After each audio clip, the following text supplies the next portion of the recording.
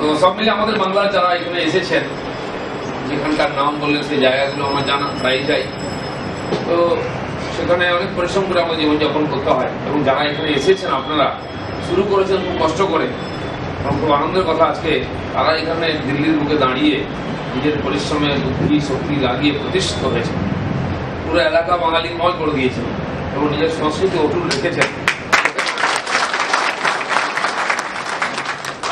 বাংলার বাইরে কোথাও গিয়ে বাঙালিদের মধ্যে থাকা, সানাদের বাড়িতে মাছ ভাত খেয়ে এলাম দুপুরবেলা, আর আপনাদের মধ্যে বাংলাতে ভাষণ দিচ্ছি, তারপরেও নিজের দেশের লোক বিদেশে এসে যদি কেউ মালা পড়ায়, সম্মান দেয়, এটা খুবই সৌভাগ্যের ব্যাপার।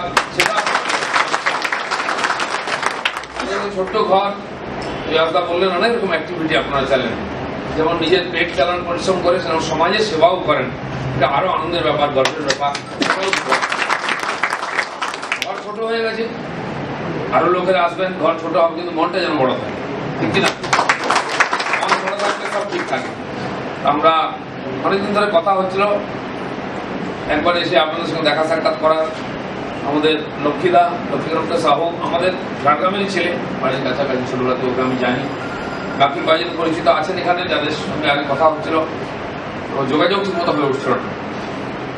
নির্বাচন আসছে, যেহেতু আমরা রাজনীতি করি, নির্বাচনটা আমাদের সবচেয়ে বড় পরব, তো সেটা দিয়ে পুরো শক্তি লাগাতে হয়। সারা বছরের টাকা পয়সা জমা থাকে, যেটা দুর্গাপুজো আমরা খরচা করি, সেরকম পার্টিও সবকিছু যা কিছু থাকে নির্বাচনে লাগিয়ে দেয়, লাগাতেই হবে। এবারে নির্বাচনটা দেশের জন্য খুবই গুরুত্বপূর্ণ। আর আপনারা যেহেতু বিহাসদা বলে যে বেশিরভাগই বিজেপির সাপোর্টার আছেন এখানে, বিজেপির সাপোর্টার এখন সারা দেশ হয়ে গেছে, কিন্তু শুধু সাপোর্টার হলে হবে না, ভোটার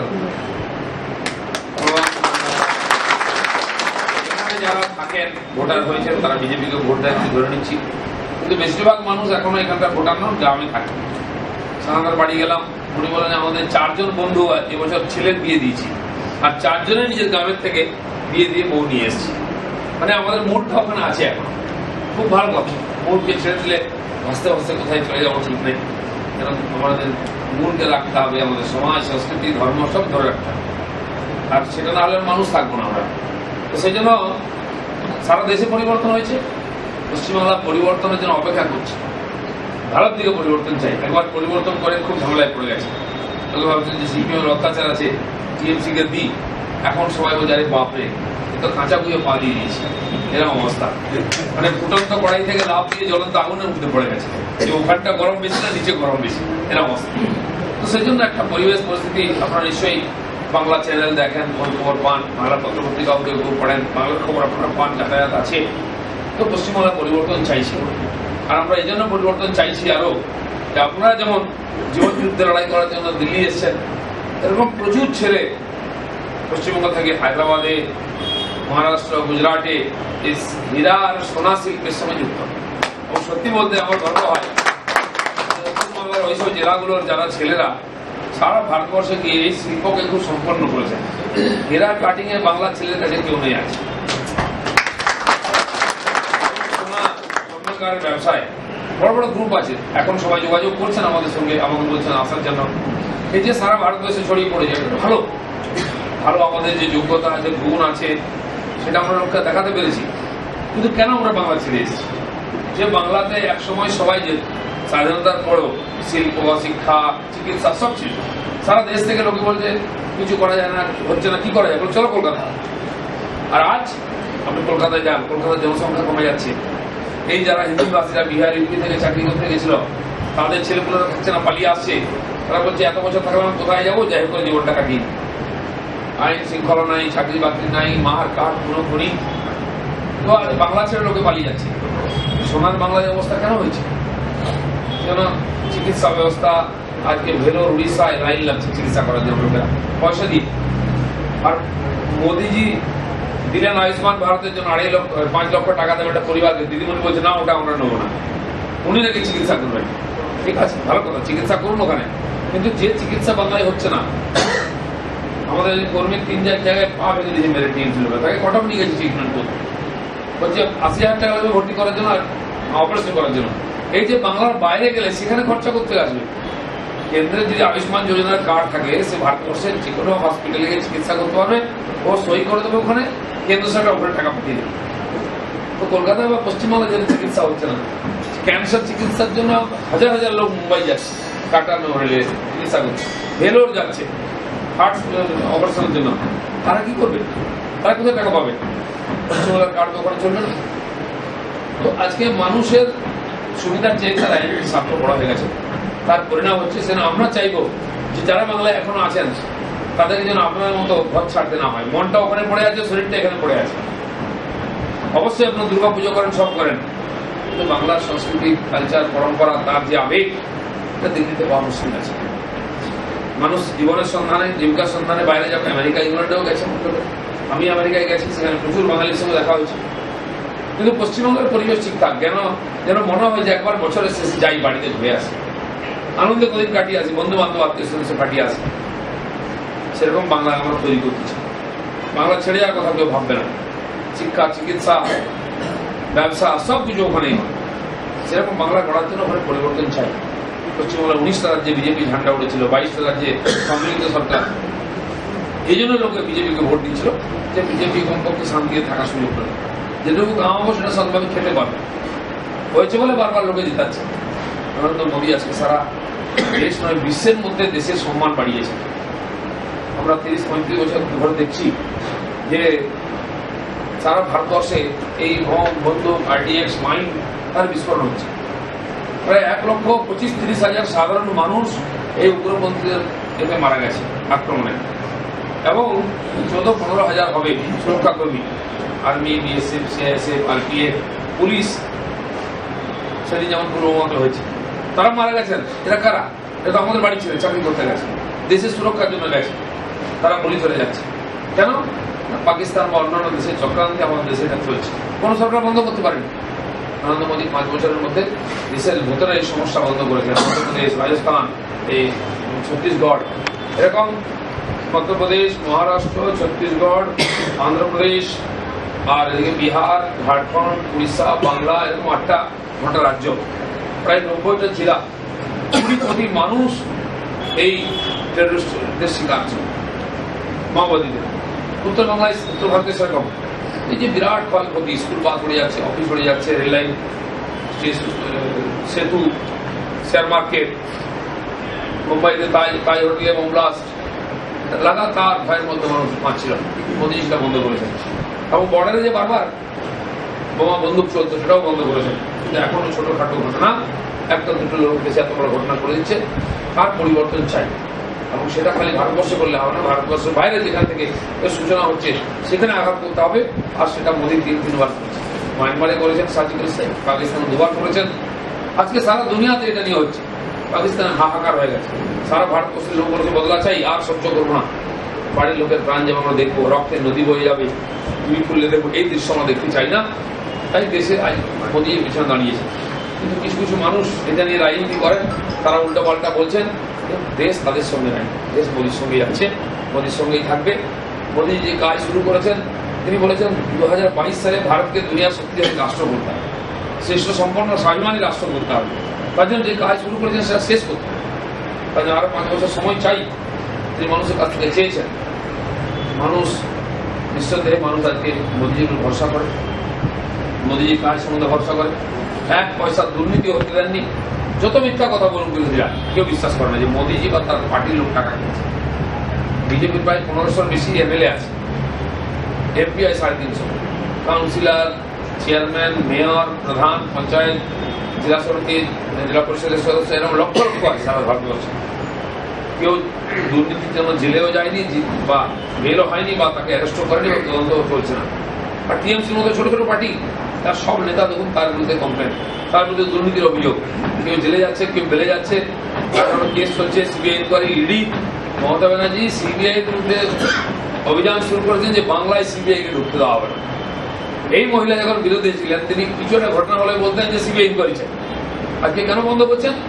CBI যদি অ্যাক্টিভ ইনকোয়ারি করে, ওর নেতারা কেউ বাইরে থাকবে না। এই রাজনীতি চলতে পারে না। তার বাংলার কি লাভ হয়েছে? মানুষ মুক্তি চাইছে। সেজন্য সারা দেশের ক্ষেত্রে মোদীজিকে আরেকবার জেতাতে, যারা এখানকার ভোটার আছে অবশ্যই বিজেপি যাতে যেতে তার জন্য ভোট দিন আমি আপনাদের আপিল করবো। এবং পশ্চিমবাংলার পরিবর্তন আমরা এখান থেকে শুরু করতে চাইছি, এই ইলেকশন থেকে, যাতে 21-এ পূর্ণ হয়। যারা ওখানকার ভোটার আছেন আসুন, ওখানে দেশের স্বার্থে ভোট দিন। সমাজ চাইছে, আপনি যান গ্রামে গিয়ে দেখবেন পুরো হাওয়া পাল্টে গেছে। আর ভোটটা দু চার দিনের মধ্যে ক্লিয়ার হয়ে যাবে, হয়ে গেলেই দেখবেন সারা পশ্চিমবাংলার হাওয়া একদম ফুলকালাম। বাইরে আমাকে সাংবাদিকরা ধরলেন, বলছে সারা দেশে বিজেপি বাংলা বাংলা হচ্ছে, সব জায়গায় প্রচার হচ্ছে, পশ্চিমবাংলার দিকে সবার নজর। এটা ঠিক, এবার পশ্চিমবাংলার দিকে নজর। কারণ পশ্চিমবাংলায় যে রাজত্ব চলছে সারা ভারতবর্ষে কোথায় হয়। আমাদের মিছিল মিটিং করতে দেয় না, একটা হল দেবে না, পয়সা দিলেও আজকে প্রোগ্রাম আগের দিন রাত্রে ক্যান্সেল করে দেবে। আমরা গণতন্ত্র বাঁচাও যাত্রা বার করতে যে রথযাত্রা সে বন্ধ করে দিয়েছি। তারপরে র্যালি করলাম জেলায় জেলায়, আপনারা শুনেছেন অমিত শাহ হেলিকপ্টার নামতে দেবে না, যোগীজির হেলিকপ্টার নামতে দেবে না, পারমিশন দিচ্ছে না ডিএম। 3 দিন ধরে ঝুলাচ্ছে। শেষে এখান থেকে সিকিউরিটি আছে এসপিজির, তাকে ডিএম রাখতে বলছে দেখিয়ে परमिशन तो हम देंगे नहीं।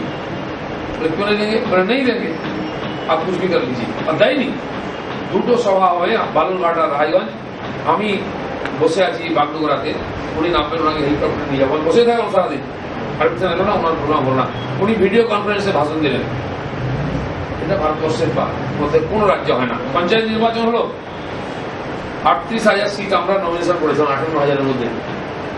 বাকি সিটে কাউকে নমিনেশন করতে হবে। মেরে 7 দিন ধরে বিডিও এসটি অফিস যেখানে নমিনেশন হবে সেখানে ঘিরে রেখেছে ডাকাত আর পুলিশ আর গুন্ডা, হাতে পিস্তল বম লাঠি নিয়ে ঘুরছে, যে যাচ্ছে মেরে হাত পা ভেঙে দিচ্ছে, মাথা ভেঙে দিচ্ছে।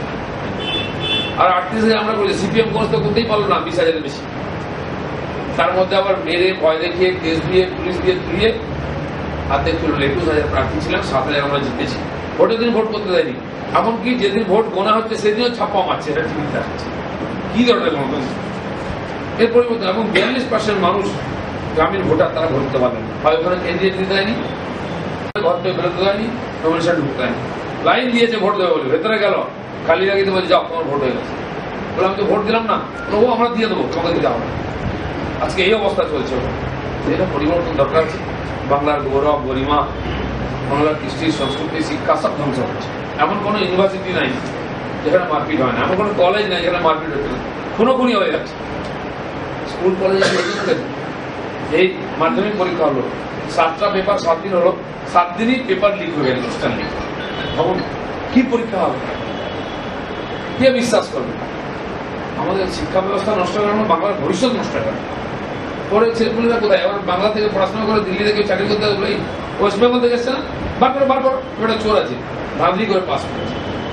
নকশাল আমল এরকম হয়েছিল, যারা পুরনো লোক জানেন। 72-73 কে পাস করেছে ভাই, সেই ইন্টারভিউ নিয়ে তাকে বার করে দেবে, তোমার ইন্টারভিউ না হবে না বলে টুকে পাস করেছে। টেবিলের উপরে ছুরি মেরে দিয়ে চোথা বার করে লিখছে, সেটা আপনারা জানেন। আজকে সেরকম অবস্থা, এমন কোন পরীক্ষা হচ্ছে না যেখানে কোশ্চেন পেপার আউট হচ্ছে না, টাকা দিয়ে কিনা হচ্ছে। যদি পরীক্ষা সুষ্ঠুভাবে হবে তার রেজাল্ট হবে না। রেজাল্ট হয়েছে, ভাইভা পাস করেছেন 12,500, আর ছাত্রছাত্রী যারা এসএসসিতে পাস করেছেন স্কুল টিচারের জন্য, তাদেরকে চাকরি দেওয়া হচ্ছে। তো পরীক্ষা হলে পাস হবে না, পাস হলে চাকরি দেবে না, কিছু হচ্ছে। 48% দিয়ে বাকি সারা ভারতবর্ষে হয়ে গেছে। সারা ভারতবর্ষে 7ম পে কমিশনের বেতন পাচ্ছেন কর্মচারীরা, বাংলায় এখন 5ম চলছে, 6ষ্ঠ লাগু করেন। পড়াশোনেন। আর আগে কংগ্রেস সরকার 1,32,000 কোটি টাকা দিত রাষ্ট্রকে, এখন 4 লক্ষ কোটি টাকা দিচ্ছে বিজেপি সরকার। কোথায় যাচ্ছে টাকা? লুটপাট হয়ে যাচ্ছে। আর বাংলাদেশ থেকে সিমি জামাতের লোকেরা এসে পুরো জেলায় জেলায় বোম ব্লাস্ট করছে, বোমার কারখানা, বন্দুকের কারখানা পাওয়া যাচ্ছে, রোজ মারপাট হচ্ছে, কোনো পুরি হচ্ছে, রাজনৈতিক হিংসা মারা যাচ্ছে। গত 7 মাসে আমাদের 40 জন কর্মীকে খুন করা হচ্ছে, খালি বিজেপি করে অপরাধে। আর সেদিন আর এই পঞ্চায়েত ইলেকশনে 1,500 লোকের বাড়ি ভাঙা হলো আমাদের কর্মীদের, বিজেপি করে। গ্রাম ছাড়া হয়ে গেছে 3,500 লোক, নির্বাচনে প্রচার করতে দিচ্ছে না, ভোট দিচ্ছে না। তাও 7,000 লোক জিতলো আমাদের, জেতার পরেও তার উপর অত্যাচার হচ্ছে। পুলিশ দাঁড়িয়ে দেখছে। 2100 লোক গ্রাম ছাড়া শহর ছাড়া হয়েছিল, তাদেরকে বাংলার বাইরে রাখতে হয়েছিল। 2100 পঞ্চায়েত জেতা প্রার্থী আসাম, বিহার, ঝাড়খণ্ড, উড়িষ্যা ঢুকে রাখতে হয়েছিল। 2 মাস 3 মাস করে ভোট হলো, ফিরেছে ওরা। এখনো কিছু জায়গায় সমিতির প্রধান আমরা জিতেছি, ভোট করতে দিচ্ছে না টিএমসি, বিজেপির ভোট হয়ে যায়। 8 মাস হয়ে গেল, পঞ্চায়েত চলছে না, লোক সার্টিফিকেট পাচ্ছে না, করতে দেবে না। তাদেরকে ভাঙিয়ে কেস দিয়ে জোর করে পুলিশ দিয়ে অ্যারেস্ট করিয়ে আমাদের একজনকে অ্যারেস্ট করে দেবে, তো ওদের মেজরিটি যাবে, সেখানে সমিতি এখনো করছে। মেদিনীপুরে আমি কালকে গেছিলাম কেসিআইতে, সেখানে এখনো সমিতি তৈরি করতে দিচ্ছিলাম, যেহেতু এক ভোটে আমরা এগিয়ে আছি। কি ধরনের গণতন্ত্র চলছে পশ্চিমবঙ্গের মানুষের মাথা মুখা হয়ে গেছে। এবারে নির্বাচনটা পরিবর্তন নির্বাচন, পশ্চিমবঙ্গের পরিবর্তন অবশ্যই চাই, তাহলে ভারত এগোচ্ছে, বাংলা পেছচ্ছে, এটা চলতে পারে। সেই জন্য বিশেষভাবে আমিও একবার এলাম আপনাদের সঙ্গে দেখা করতে। আপনারা দিল্লিতে যে সুবিধা পাচ্ছেন, পশ্চিমবাংলায় এসএসসির পরীক্ষার্থীরা ধর্মতলায় বসে ধর্ণা দিচ্ছে। ভালো লেখাপড়া জানা ছেলে মেয়েরা যারা গ্রাজুয়েশন করেছে, পোস্ট গ্রাজুয়েট, এমএসকে এসএসকে যারা শিক্ষা সহায়ক স্কুল চালান, তাদের 4,000 টাকা 5,000 6,000 টাকা বেতন দেওয়া হয়, 30 বছর চাকরি করছে, 20 বছর চাকরি করছে, তারা গিয়ে সল্ট লেগে ধর্ণা দিচ্ছে। তার কিছুদিন আগে টেট পরীক্ষা দিয়েছে, রেজাল্ট বেরোয়নি, সব 12-13,000 লোকের, তারা ধর্ণা দিচ্ছিল।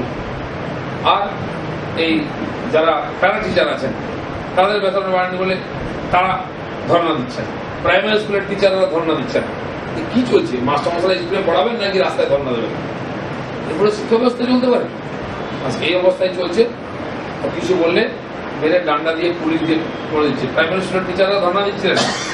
সারা দেশেতে মাধ্যমিক হায়ার সেকেন্ডারি সবাইকে সমান বেতন দিয়ে দিচ্ছে, মানে আলাদা করে রাখছে, দিচ্ছে না। তারা ধর্ণা দিচ্ছে, গলা ধরে মাস্টার থেকে তুলে পুলিশ নিয়ে গেল গাড়ি করে। কি অবস্থা, কি অবস্থা! এই জন্য পশ্চিমবঙ্গ ধীরে ধীরে একবার রসাতলের দিকে চলে যাচ্ছে। আপনারা দেখেছেন যেটা শেষ হলো, রাজীব কুমার যে police officer, police commissioner Kolkata, তিনি নিজে এই নারায়ণ সারদার মামলাকে ঘেটেছেন, শিফট করিয়েছিল, তার তথ্য নষ্ট করে দিয়েছেন, ফাইল গায়েব করে দিয়েছেন। সিবিআই বারবার ডাকছে, আপনি আসুন, বলুন কি হয়েছে, সে আসছে না। শেষ পর্যন্ত ওর বাড়িতে গেছে রোববার দিন জিজ্ঞেস করতে, সিবিআই অফিসারদেরকে অ্যারেস্ট করেছে পুলিশ। সবাই জানে যে সিবিআই লোককে অ্যারেস্ট করে, পশ্চিমবাংলায় সিবিআই কে অ্যারেস্ট করে, সেটাও দেখতে হলো। আর দিদিমণির এত ভয় যে ওর বাড়িতে বোধহয় সব কাগজপত্র ধরা পড়ে যাবে, বেরোলে যে তাদের নাম বেরোবে, পুলিশ তার বাড়ি চলে গেছে। আপনার পুলিশ শুনেছেন চিফ মিনিস্টার পুলিশ অফিসারের বাড়িতে গিয়ে পৌঁছে গেছে, আর তারপরে গিয়ে রাস্তায় বসে পড়েছেন, ধর্ণা দিচ্ছেন। কার জন্য ধর্ণা দিচ্ছেন? একজন দাগি অফিসার, তার জন্য ধর্ণা দিচ্ছেন। আপনার সব নেতারা ভুবনেশ্বর চলে গেল, এই তাপস পাল, সুদীপ বাবু, এই নারদা কিসে একবার রাস্তায় হাঁটেননি। মদন মিত্তির 1 বছর জেল খাটলো, মন্ত্রী ছিল তখন, তার জন্য রাস্তায় নেমেনি, জেল উনি ধর্ণা দিলেন না। রাজীব কুমারের জন্য কেন ধর্ণা দিচ্ছেন? তার সমস্ত তথ্য গোপন, সেই পেনড্রাইভ, সেই ল্যাপটপ, সেই ফাইল ওর বাড়িতে রাখা আছে, ওকে ধরলে সব বেরিয়ে পড়বে, তাই রাস্তায় নেমে পড়েছেন। আর কত দেখতে হবে? পশ্চিমবাংলা একেবারে কতটা শেষ সীমায় এসে গেছে। আমার উপরে 10 বার আক্রমণ হয়েছে, 3 বার তোমার গাড়ি ভেঙেছে, আরেকবার জয় ব্যানার্জি আমার পেছনে ছিল, অভিনেতা তার গাড়িটা ভেঙে দিল। তো রাস্তায় বেরোনো মুশকিল বিরোধীদের, কোনো খুনি, মার পিট এরকম কোনোদিন আমরা দেখিনি। সিপিএম অত্যাচার করেছে, কিন্তু এত যখন এত নিচে, যত সমাজ বিরোধী আজকে টিএমসি ঝান্ডা ধরে নেতা হয়ে গেছে। লুটপাট এমন কোনো জায়গা নেই যেখান থেকে লুট হচ্ছে না। বালি খাদানে যান হাজার হাজার ট্রাক যাচ্ছে, পয়সা সরকার পায় না, পার্টি লোকেরা নিচ্ছে।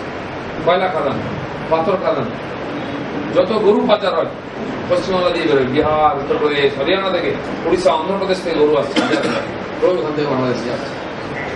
হাজার হাজার বিঘা জমির উপর যে হাঁটলে তার ফসল নষ্ট হয়ে যাচ্ছে, লোক হাহাকার করছে, শুনছে। এরকম অবস্থা পশ্চিমবাংলা যদি পরিবর্তন না হয়, তার সাংস্কৃতিক, সামাজিক, আর্থিক কোনো পরিবর্তন হবে না। এবারে নির্বাচনের জন্য খুব গুরুত্বপূর্ণ। সারা পশ্চিমবাংলায় ব্যাপক সাড়া জেগেছে, লোক বুঝিয়ে দিচ্ছে। যেন আপনারা যারা এখানে আছেন, বাংলার ভালো চান, যারা ভোটার আছে অবশ্যই ভোট দেবেন। আর যারা পরিবর্তন চাইছেন তাদের কাছে আমি আবেদন করব যে কমপক্ষে 15 দিন সময় বার করুন, ব্যবসার থেকে, কাজ থেকে, আসুন ভোটের আগে নিজের এলাকায় প্রচার করুন যে চলো মোদী সরকার, আরো একবার মোদী সরকার, এই স্লোগান দিয়ে ফির একবার মোদী সরকার দিয়ে যদি আপনারা বাংলার লোকেরা, বাংলায় একটা হচ্ছে পুরো দেশটা বোধ এরকম হয়ে গেছে। আপনারা কি যখন বলবেন যে না ভাই এরকম নয়, দেশ এগোচ্ছে, আমরা দিল্লিতে থেকে আমরা জানি, আমরা এখন মাথা উঁচু করে বিজনেস করে খাচ্ছি, আর আপনি যান, আমি আপনাদেরকে অনুরোধ করবো ওখানে একটা সোনার দোকান খুলুন আপনারা, তাহলে আমাকে আর বোঝাতে হবে না। পরের দিন এক ভাই মজায় 5,000 বার করো, কিসের জন্য? কিসের জন্য? কি পার্টিকে দিতে হবে? সকালে 5,000 গেলে বিকালে একজন আসবে, বলে এই 5,000 বার করো। সকালে দিলাম যে কতবার দেবো? সকালে যা দিচ্ছে ও খেয়েছি, ওর পেট ভরলে আমার পেট ভরবে, আমাকে 5,000 দাম। তো বিজনেস শুরু করার আগেই তোলাবাজি শুরু হয়ে যাবে।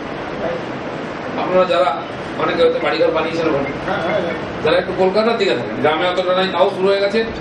ইট পড়লেই চলে এলো, তাই কার বাড়ি হচ্ছে রে, ইট ফেলেছি দিয়েছিস টাকা পারবো 50,000 টাকা দেবে। সিমেন্ট পড়লে আরেকজন চলে আসবে, বালি পড়লে আরেকজন চলে আসবে, মিস্ত্রি লাগলে আরেকজন চলে আসবে। আজ এই অবস্থা, আপনি নিজে পরিশ্রম করে কামিয়ে শান্তিতে থাকতে পারবেন না, খেতে পারবেন না, বাড়িঘর করতে পারবেন না, কিভাবে চলতে পারে? এভাবে চলা সম্ভব নয় কোনো রাজ্য। এই পরিবর্তনের দরকার আছে।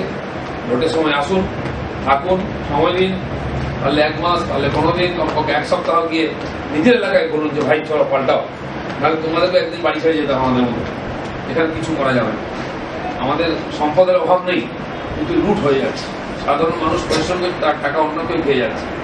প্রায় 80,000 কোটি টাকার বেশি এই চিটফান্ড ঘোটালা বাংলায় হয়েছে। আর তার ইনকোয়ারি শুরু করেছে সিবিআই বলে, তার বিরুদ্ধে দিদিমণি একবারে চন্দ্রবাবুর সঙ্গে কার সঙ্গে মিলে সিবিআই এর উৎপাত করে দিচ্ছে।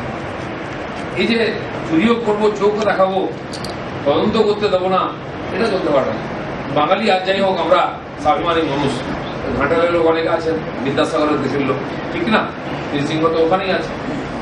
পুরো হাওড়া থেকে মেদিনীপুর তো মহাপুরুষদের জায়গা, পূর্ব মেদিনীপুরে তো লাইন লাইন রাস্তা ধারে স্ট্যাচু। তো বাংলার মানুষ স্বাভিমানী, মাথা উঁচু করে বাঁচবে, স্বাধীনতার মধ্যে তাই লড়েছি আমরা। সারা দেশের লোক ঘুমোচ্ছে, আমরা লড়াই করেছি, প্রাণ দিয়েছে আমাদের ছেলেরা। আর মেদিনীপুরের লোককে সব জায়গায় মাস্টার হিসাবে পাবেন, সারা পশ্চিমবাংলায়। আমি সেই সুন্দরবনের ভিতরে গেছি, কলকাতায় গেছি, যেখানে গেছি, এদিকেও ইউনিভার্সিটিতে এবং মেদিনীপুরের লেকচারার টিচার পাবেন। কারণ কি? শিক্ষা সর্বোপরি। তাই সাগর দ্বীপে যান, 95% শিক্ষিত লোক, শিক্ষা চাই আমি। সেই শিক্ষা ব্যবস্থায় নিয়ে যাচ্ছে। আর আমরা খেতে পাই না পাই, এখনো আমাদের মাস্টারমশাইরা, প্রফেসররা সাইকেল চালিয়ে যান। Simple living, plain living, high thinking, এটা হচ্ছে পশ্চিমবঙ্গের মানুষের কথা। আজকে সেইটাকে, শিক্ষা ব্যবস্থা নষ্ট হয়েছে, জীবন পদ্ধতি নষ্ট হয়ে যাচ্ছে, লুটপাট শুরু হয়ে গেছে। স্বাভিমানের সঙ্গে বাঁচতে পারবেন না আপনি, মাথা নিচু করে বাঁচতে হবে। সেই জন্য এই যে বাঙালির জীবন পদ্ধতি, সেটাও ধ্বংস হয়ে যাচ্ছে, নষ্ট হয়ে যাচ্ছে। বেশি কিছু চাই না আমরা, সিধা সরল জীবনযাপন করতে চাই, মাথা উঁচু করে বাঁচতে চাই। কাউকে মাথা উঁচু করে বাঁচতে হচ্ছে না। গ্রামে-গঞ্জে একেবারে লুটের রাজত্ব। যারা পূর্ব মেদিনীপুরে জানেন, ভগবানপুরেতে নান্টু প্রধান বলে একটা লোক বলবে, জানেন আপনারা শুনেছেন কিনা? সে ছিল 1 নম্বরের ওখানকার মাফিয়া, শুভেন্দু অধিকারী ডান হাত। তারা জানেন, কয়েক বছর ধরে ওইখানকার যত ধান জমিকে নোনা জল ঢুকিয়ে দিয়ে ভেড়ি বানিয়েছে, প্রায় 200 একর জায়গা দখল করে নিয়েছে। এবার নোনা জল ঢুকে গেছে, আপনি কিছু করতে পারবেন, দিয়ে দাও আমাকে, চিংড়ি চাষ করুন। মানুষ চাষ বন্ধ করে দিয়েছে। এত অত্যাচার, শেষ পর্যন্ত 5টা গ্রামের লোক মিলে ওকে ঝিরে মাঠের মাঝখানে পিটিয়ে মারল। 6-8 মাস আগে হয়েছে। আজকে মানুষের অত্যাচারের সীমা পার হয়ে যাচ্ছে, মানুষ রাস্তায় নেমে আসছে, মারপিট করতে বাধ্য হয়ে, গণপিটুনি হচ্ছে। এবং শুনছি আমি গিয়ে ওখানে নান্টু প্রধানের স্ট্যাচু তৈরি করা হচ্ছে। যে পূর্ব মেদিনীপুরে মাতঙ্গিনী হাজরা, বিনয় বাদল দিনাজ বা শাসমল, এদের স্ট্যাচু আছে। আর তারা কেন? তারা দেশের জন্য প্রাণ দিয়েছে। আর এতে ফাঁসিতে চড়েছে দেশ স্বাধীন করতে গিয়ে, আর লুটপাট করতে গিয়ে মারা গেছে। তার স্ট্যাচু হচ্ছে ওদের লাইনের স্ট্যাচু মারা। ভাবুন আপনি কোথায় পৌঁছেছেন। সেই মেদিনীপুর, সেই পশ্চিম। সেটা আমাদের মাথা অনেকটা নিচে নেমেছে, আর নামাবার দরকার নেই, মাথা উঁচু করে বাঁচবো আমরা। তাই আজকে একটুখানি আমরা লড়াই করেছি, পরিবর্তন হয়েছে। সারা ভারতবর্ষেতে বাংলা বাংলা কথা হচ্ছে। পশ্চিমবাংলায় কি হবে? পশ্চিমবাংলায় কি হবে? আমাদের অমিত শাহ যেখানে যাচ্ছেন গিয়ে বলছেন যে পশ্চিমবাংলার বিজেপির কর্মীরা প্রচন্ড লড়াই করছেন হিংসার বিরুদ্ধে, অত্যাচারের বিরুদ্ধে, গণতন্ত্র বাঁচাবার জন্য তাদের সঙ্গে দাঁড়াতে হবে। সত্যি তাই। এই প্রধানমন্ত্রী গেছেন পশ্চিমবাংলায়, বিজেপির নামে এত বড় সভা কেউ দেখেনি, লক্ষ লক্ষ লোক এসেছে। প্রধানমন্ত্রী গেছিলেন মেদিনীপুরে, কৃষক সমাবেশ, জানেন আপনারা, প্যান্ডেল ভেঙে পড়েছিল। ছেলেপুলে সে প্যান্ডেল উপরে উঠে গেছে, বৃষ্টির সময় চেপে গেছে, লক্ষ লক্ষ লোক। 8-10 কিলোমিটার যদি রাস্তা যান। পুরুলিয়াতে গেলেন অমিত শাহ, যেখানে একটা ব্লকে 3 জন কর্মীকে হত্যা করা হয়েছে, সেখানেও লক্ষ লক্ষ লোক। আর অতি সম্প্রতি মালদাতে এবং কাঁথিতে সভা হল অমিত শাহ, এবং প্রধানমন্ত্রী ঠাকুরনগর, দুর্গাপুর এবং জলপাইগুড়িতে সভা করলেন। সে দৃশ্য দেখলে অবাক হয়ে যাবে। লক্ষ লক্ষ মানুষ আসছে একবার দেখার শোনার জন্য। লোক চাইছে আর কি বিজেপি আসুক। আমরা লড়াই করছি সমস্ত রকম বাধার বিরুদ্ধে। আপনারা যেমন এখানে আছেন, নিজের জীবনের প্রতিষ্ঠিত হয়েছেন, পরিবর্তন এনেছেন, পশ্চিমবঙ্গের পরিবর্তন হোক, তাতে আপনাদের সহযোগিতা থাক। শারীরিকভাবে, আর্থিকভাবে যা যা করা সম্ভব, কারণ একবার লড়াই করলে পরিবর্তন হবে। আপনারাও বলতে পারেন যে আমরাও সহযোগিতা করেছি পরিবর্তনের জন্য। সেই আবেদন দেখি সবাইকে আমাকে এখানে ডাকার জন্য। সম্মান দেওয়ার জন্য। এতক্ষণ আপনারা আমার কথা শুনেছেন, তার জন্য সবাইকে ধন্যবাদ জানাচ্ছি।